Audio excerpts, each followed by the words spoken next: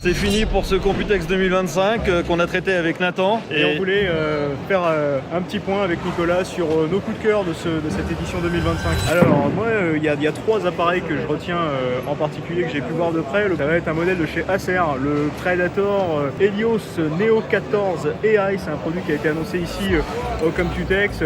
Format très compact, un gamer de 14 pouces avec à l'intérieur des processeurs Arrow Lake HX et une RTX 5070 pour un prix de départ qui est aux alentours de 1700 €, ce qui n'est pas complètement déconnant pour ce genre d'appareil. Mon numéro 2, c'est un coup de cœur esthétique, c'est le Prestige 13 AI Plus Ukiyo E édition, qui est en fait un appareil qui est fait avec vraiment une estampe japonaise extrêmement connue, qui est faite de manière artisanale par vraiment une entreprise japonaise à très petite échelle. C'est très joli à voir. Mon dernier coup de cœur, c'est un water cooling sans pompe de chez Nokia qui fonctionne avec un système de thermosiphon, un water cooling qui fonctionne dans un silence absolu. Et de mon côté, moi j'ai particulièrement bien aimé le disque dur Lexar, un disque dur qui n'est pas encore sorti, qui va bientôt sortir, qu'on colle à l'arrière du téléphone et qui est chiffré. Il a la particularité d'être NFC, donc en fait dès que vous déverrouillez votre téléphone, le disque dur se déverrouille et inversement. Autre produit chouchou chez Synology, j'ai découvert un NAS qui résiste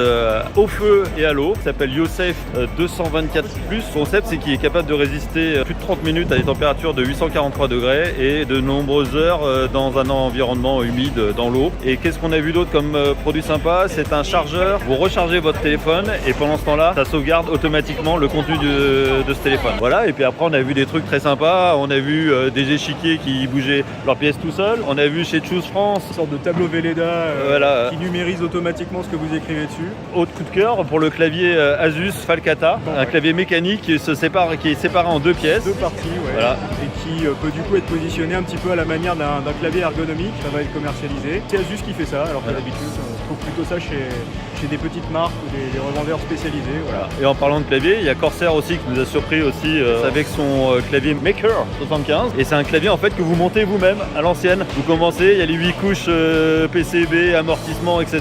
Vous choisissez vos switches sur le site de Corsair quand vous faites votre commande et vous montez votre propre petit clavier 75 touches. C'est comme un grand Lego. C'est fun à monter, Voilà, ouais. voilà. Ou un cadeau à offrir à Noël, ça va être top. On vous remercie de nous avoir suivis sur la chaîne de Clubic et à très vite sur Clubic. À très vite.